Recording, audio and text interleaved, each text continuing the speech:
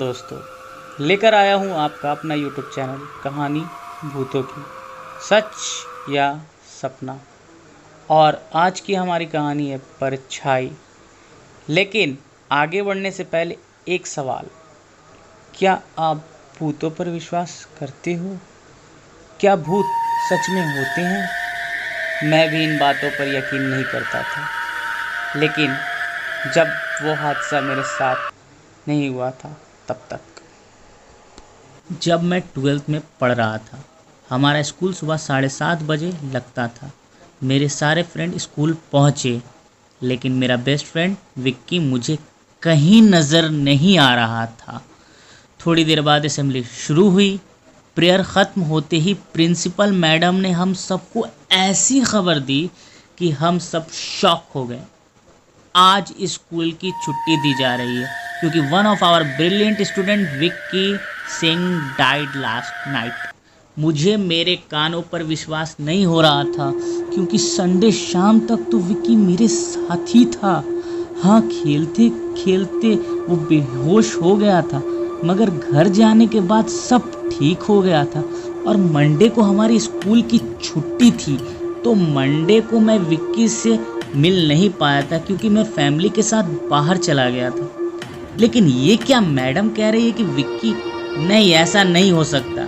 मैं यही सोचते सोचते स्कूल से निकल गया, ना किसी से बात की। मेरे दिमाग में बार बार विक्की का ही ख्याल आ रहा था। तो मैंने सोचा क्यों ना एक बार विक्की के घर हो आऊं। जब मैं घर पहुंचा तो आंटी मुझे देखकर और रोने लगी। अंकल आंटी को समझा रहे थे।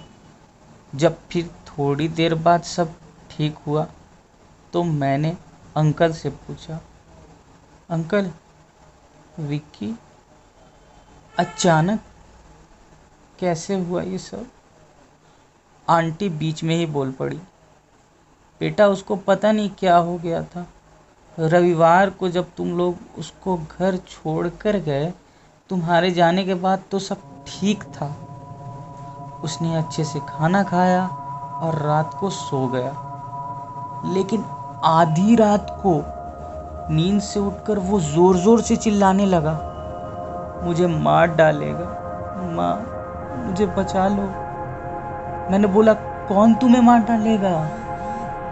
अभी इसी बेड पर है वो पंजा, माँ, वो मेरी तरफ पड़ रहा है, माँ, वो मेरा गला दबा देगा, माँ। लेकिन मुझे कुछ नहीं दिख रहा था।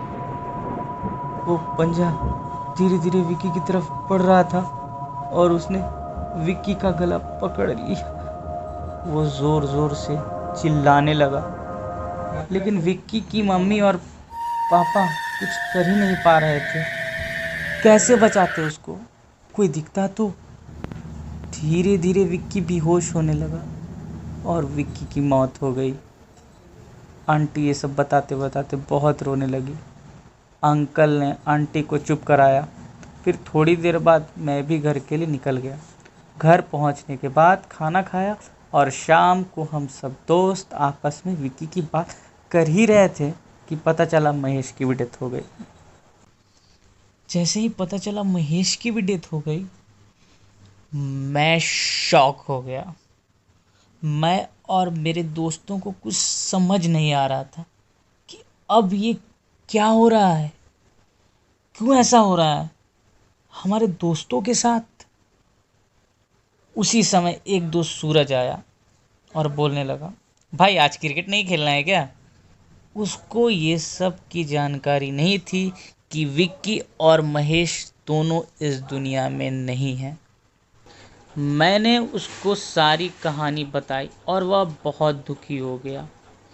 हम सब एकदम शांत हो गए क्योंकि हमारे पास अब कुछ कहने को था नहीं। जैसे ही हम घर जाने को हुए, सूरज बोला, दोस्तों, मैंने तुमसे एक बात छिपाई है। मैंने कहा, क्या? विक्की और महेश से रिलेटेड है क्या? मैंने उससे पूछा। वो बोला, दोस्तों, ये तो मुझे पता नहीं, लेकिन याद है तुम्हें संडे को हम सब क्रिकेट खेल रहे थे और शाम भी बहुत हो चुकी थी। मैंने बोला, हाँ याद है। और विक्की बॉल लाने गया था और विक्की जब वापस नहीं आया तो हम सब उससे देखने गए थे और विक्की एक खंडर के पास बेहोश था। हम सब एक साथ उससे पूछने लगे, विक्की और महेश की मौत का इससे क्या संबंध है? उसने बताया, जब तुम लोग बेहोश विक्की को वहां से लेकर जा रहे थे तो उसने वहां कुछ देखा था। दोस्तों, जानेंगे हम ये इसके अगले पार्ट में कि सूरज ने वहां क्या देखा था और क्या वो सारे दोस्तों को बचा पाएगा उस पंजे के जाल से। हम अगले एपिसोड में, तब तक के लिए बाय। ध्यान रखना दोस्तों और शुक्रिया ये कहानी सुनने के लिए।